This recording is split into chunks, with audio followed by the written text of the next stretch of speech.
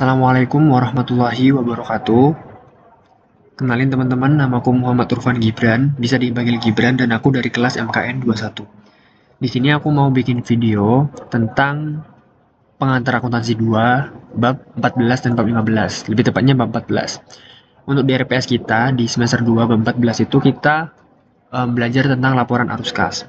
Dan di laporan arus kas itu ada 6 bab yang akan dipelajari. Dan di sini di video ini aku bakal ngebahas satu topik aja, yaitu laporan arus kas dengan metode tidak langsung atau indirect.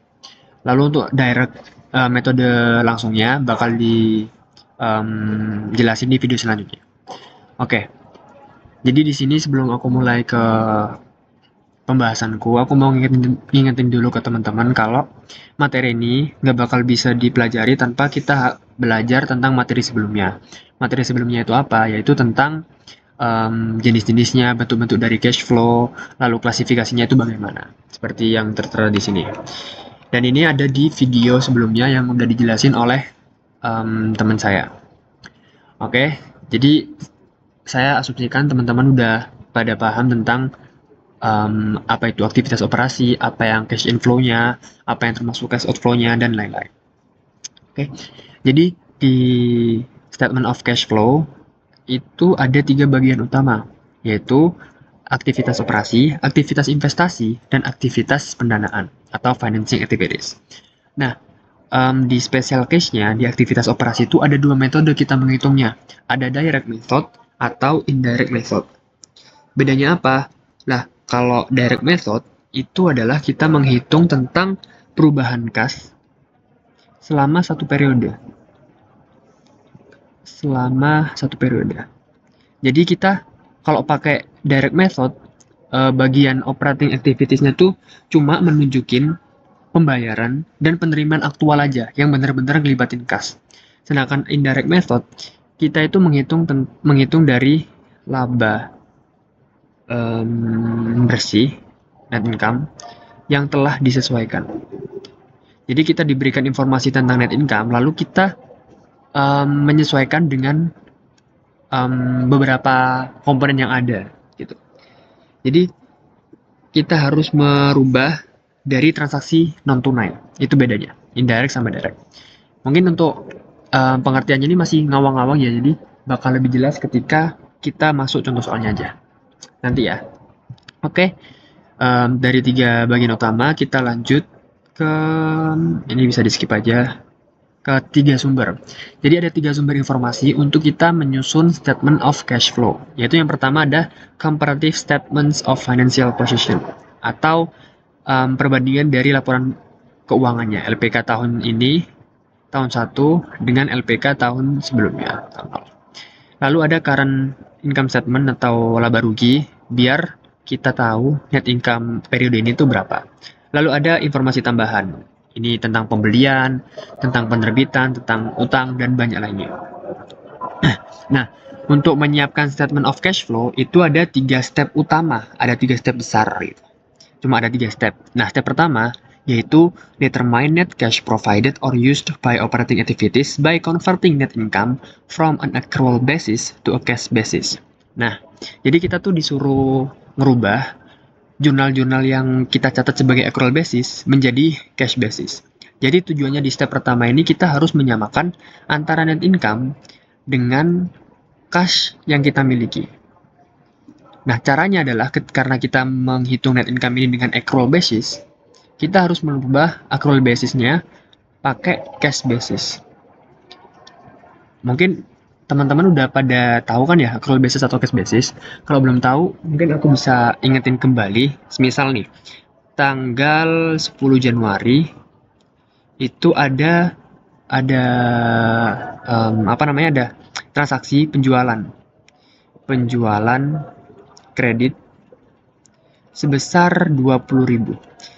Kalau pakai accrual basis itu kan berarti transaksinya adalah AR terhadap sales sebesar 20k. Lalu anggaplah di tanggal 20 Januari kita bayar, berarti cash pada AR. Maksudnya dibayar, kita mendapatkan cashnya 20.000. Nah, ini dicatat nih dari awal sampai akhir. Sedangkan kalau pakai cash basis, di tanggal 10 Januari, kita nih nggak ngitung, no entry. Kenapa? Karena kita belum dapat uangnya. Sedangkan 20 Januari baru kita catat sebagai cash pada sales. Jadi intinya adalah cash basis itu mencatat transaksi saat uang itu benar-benar kita terima atau kita keluarkan. Sementara metode accrual mencatat transaksi saat itu terjadi. Itu aja untuk penambahan informasi aja.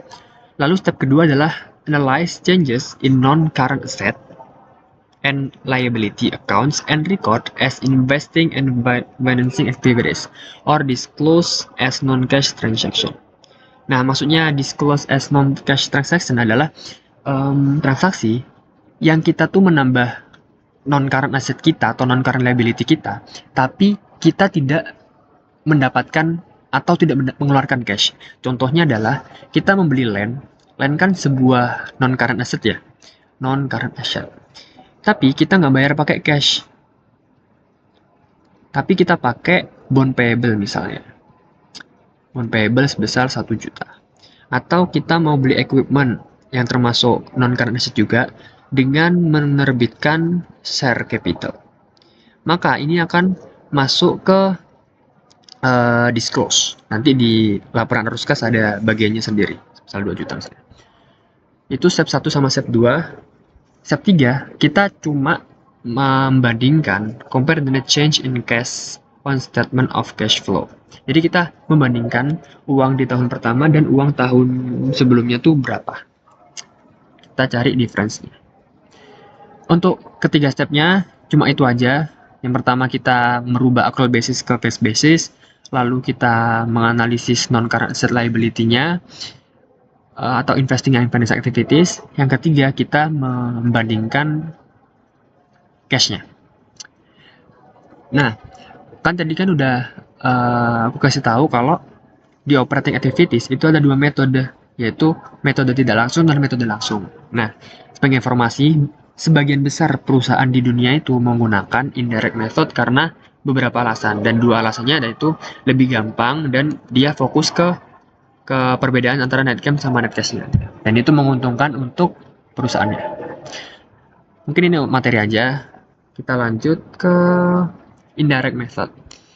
Caranya menyusun statement of cash flow dengan metode tidak langsung itu gimana sih?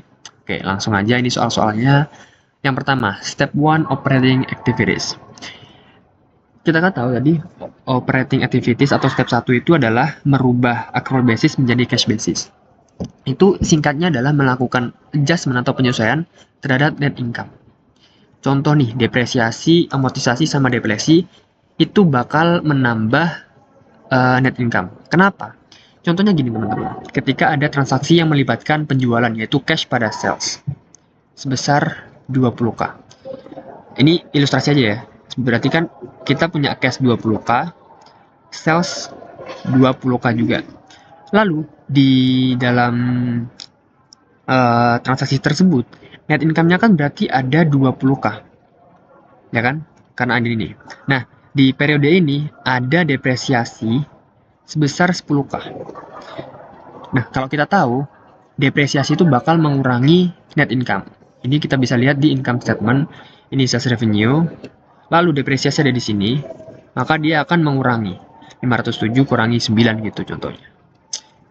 Nah, maka dari itu net income di sini harusnya adalah NI aslinya adalah 10k karena ada depresiasi. Sedangkan cash yang kita punya itu 20k. Tapi net income-nya 10k. Terjadi kondisi cash-nya lebih besar daripada net income. Kita menginginkan bahwa cash itu harus sama dengan net income. Kalau gini kita punya kendali di mengendalikan net income-nya doang. Jadi kita harus menambah NI. Oleh karena itu, ketika ada depresiasi, amortisasi, atau deflasi, itu bakal menambah net income. Contoh lagi, deduct gains and add losses. Maksudnya adalah ketika ada gains, kita harus mengurangi dari net income-nya. Kalau ada rugi, kita harus menambah net income kita. Itu ilustrasinya gimana? Kenapa bisa gitu? Contoh, dengan contoh yang sama, kita punya cash sama dengan 20k dan sales sebesar 20k. Lalu kita di periode tersebut kita punya gain sebesar 10k anggaplah. Berarti kan net income kita awalnya adalah 20k tambah gainnya 10k. Maka dari itu net income kita adalah 30.000. Padahal cash kita yang kita punya adalah 20k. Karena transaksi gain itu tidak menambah cash yang kita punya. Terjadi kondisi cash kurang dari net income. Karena kita menginginkan cash sama dengan net income, kita harus mengurangi si net income-nya. Net income kita kurang. Itu ketika gains. Maka hal yang berlaku juga berlaku pada ketika rugi. Itu deducting and add loss. Lalu yang ketiga adalah analyze changes to non-cash current asset and current liability accounts. Nanti bisa kita cek masing-masing. Oke, ini pertanyaan aja gampang. Nah, depreciation expense. Seperti yang aku jelasin tadi, although depreciation expense reduces net income, it does not reduce cash.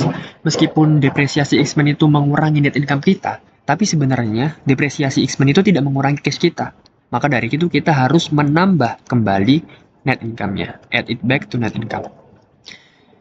Nih, net income-nya 145 ditambah 9.000 jadi 154. Oke, depresiasi udah. Loss on disposal of plant asset. Seperti yang aku jelasin tadi juga ilustrasinya, kerugian apapun dari penjualan itu bakal menambah net income di operating section. Dan apapun keuntungan di penjualan itu bakal mengurangi net income di operating section. Oke, lanjut. Ini ketika loss nambah, gain itu bakal murah. Nah, kita masuk ke bagian yang ketiga yaitu changes to non-cash current asset accounts. Ketika account receivable balance-nya itu decrease, cash received are higher than revenue earned under the accrual basis. Maksudnya gimana? Jadi gini, semisal, ini udah ada contohnya sih. Semisal balance kita AR kita dari account adalah 30.000. Nggak usah aku bikin deh. Kita pakai contoh yang ada di itu aja langsung. Kita lihat di sini ya, patokan di sini. Aku coba ilustrasiin di jurnal. Berarti kan di balance 2016 akhir itu adalah 30.000. Lalu anggaplah di 5 Januari gitu. Ada transaksi ini, ada transaksi sales revenue. 5117. Sales revenue berarti itu menambah AR pada sales sebesar 507k. Sedangkan pada tanggal 10 Januari, ini anggaplah 10 Januari, receive from customer. Jadi kita mendapatkan cash dari customer. Utang pelanggan itu dibayar sebesar 517k. Nah, kalau dari transaksi ini aja kan, net income kita itu kan 507 didapat dari salesnya 507. Padahal cash yang kita dapat di tahun ini itu sebesar 517. Karena perbedaan nih, cash lebih besar daripada net income. Maka dari itu kita harus menurunkan si net income. Maka dari itu kita bisa simpulkan bahwa ketika AR-nya bukan menurunkan ya, karena cash-nya lebih besar. Maaf. Karena cash-nya lebih besar, maka kita harus menaikkan net income biar balance gitu net income-nya. Oke, maka dapat kita simpulkan ketika AR itu decrease, maka net income harus kita naikin. Ini berlaku untuk current asset. Current asset itu apa aja? Ada account receivable, ada prepaid, ada inventory, dan lain-lain. Jadi ini juga berlaku ya teman-teman.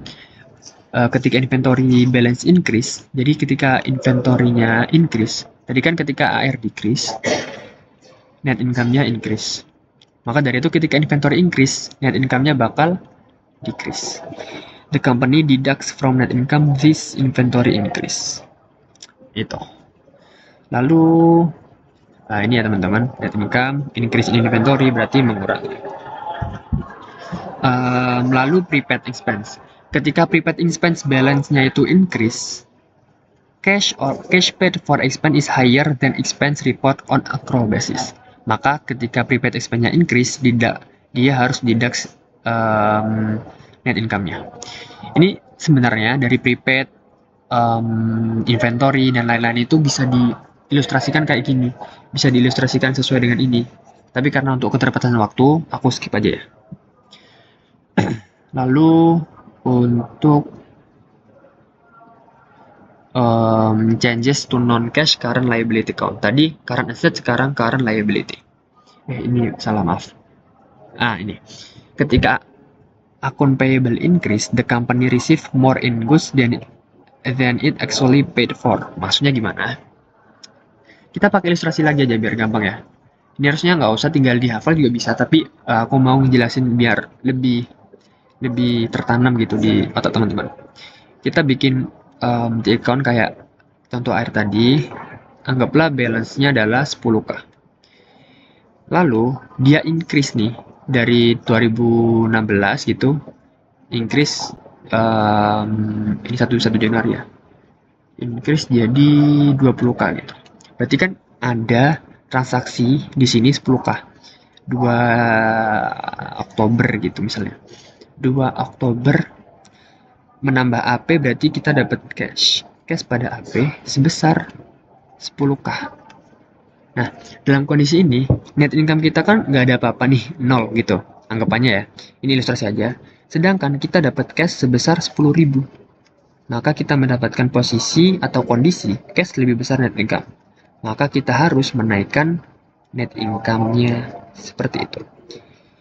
Lalu, gimana kalau AP-nya balance-nya ngurang? Oke, kita coba ya. Berarti balance-nya ini bukan 20k, tapi 5k. Berarti ada transaksi di sini sebesar 15k. Anggaplah 3 Oktober. Berarti di sini 3 Oktober ada pembayaran, kita bayar cash. Kita bayar AP maksudnya sebesar 15k. Nah, dari sini cash-nya kita dapat 10k, tapi kita ngurangin 15k. Berarti cash kita anggapannya adalah min 5k. Padahal net income kita cuma 0. Maka kita dapat kondisi net income lebih besar daripada cash. Tahu? Cash kurang dari net income. Maka kita harus menurunkan net income. Dapat kita simpulkan bahwa ada hubungan sebanding kalau di non-current liability. Ketika AP increase, net income juga increase. Ketika AP turun, net income juga turun. Gitu. Kalau tadi non current asset itu berbanding terbalik, kalau ini berbanding lurus. Itu aja teman-teman. Nah, ini dikasih summary-nya, dikasih kesimpulannya gitu.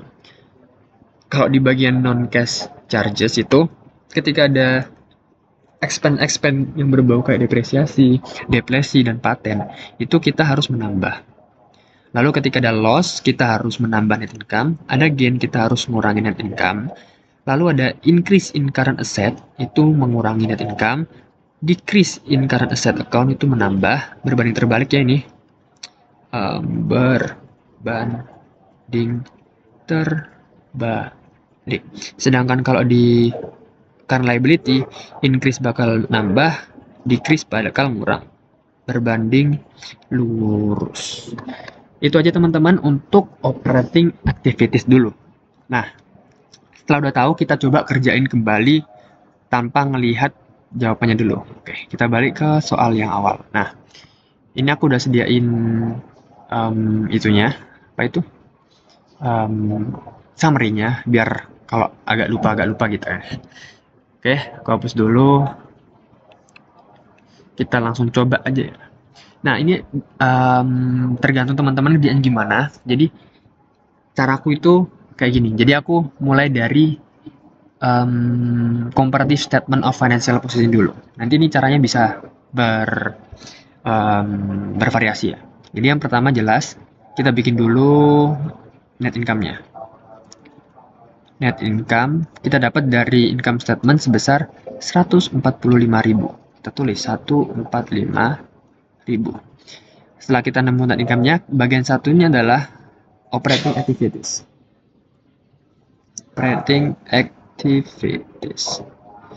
Nah, operating activities kita nyari dulu current asset-nya nih.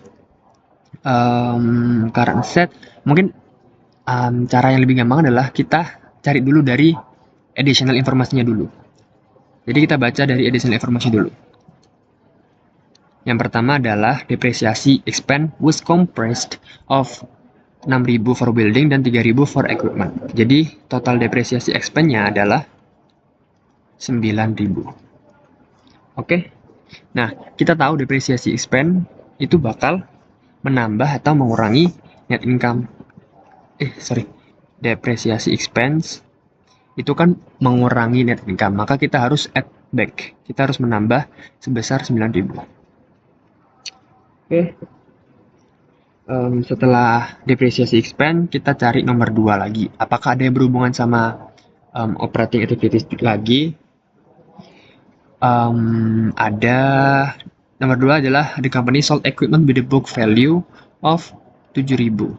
Book value-nya 7.000. Lalu cost-nya 8.000. Equipment-nya 8.000. ACC debt-nya itu 1.000, sedangkan cash atau market value-nya adalah 4.000. Ini ada hubungannya karena dari transaksi ini akan menimbulkan cash atau loss. Oke, jadi perlu kita bikin cash pada udah pasti pada akumulasi depresiasi. Lalu apakah loss? BV-nya 7, MV-nya itu 4, berarti loss ya. Karena book value-nya itu lebih gede daripada market value. Loss sebesar 3.000. Loss, cash-nya dapat 4K, 1K, 3K, equipment cost-nya 8K. Berarti ini kita perlu catat di operating activities kita, yaitu sebesar 3.000. Kita tulis loss on sale, loss on redemption atau loss aja lah. Loss sebesar 3.000. Dia menambah net income karena pada awalnya dia mengurangi net income, maka untuk mengubahnya lagi kita nambahin lagi. Lanjut setelah loss kita ke current liability aja ya. Ini aku nyesuaiin sama susunan yang ada di kunci jawaban gitu. Jadi setelah depresiasi, loss, lalu akun payable. Kalau nggak salah ya. Jadi kita pakai current liability. Akun payable. Ini dikasih tahu kalau akun payable itu increase sebesar 16.000. Jadi kita catat increase in akun payable. Nah, akun payable itu kan current liabilities. Current liabilities sifatnya berbanding lurus. Berarti ketika dia increase juga sebesar 16.000. Menambah gitu. Lalu setelah AP selesai, income tax payable 2.000 decrease. Oke, 2.000 decrease in income tax payable sebesar 2.000. Lalu setelah itu current liability selesai, kita masuk ke current asset. Current asset dari prepaid expense 4.000 increase. Cara kerjanya gitu ya teman-teman. Kita cuma perlu current asset sama current liability. Increase prepaid sebesar 4.000 karena berbanding terbalik increase, maka harus dikurangi net income-nya. Lalu inventory increase 5.000. Increase inventory berbanding terbalik, maka kita kurangi 5.000. Lalu account receivable decrease 10.000.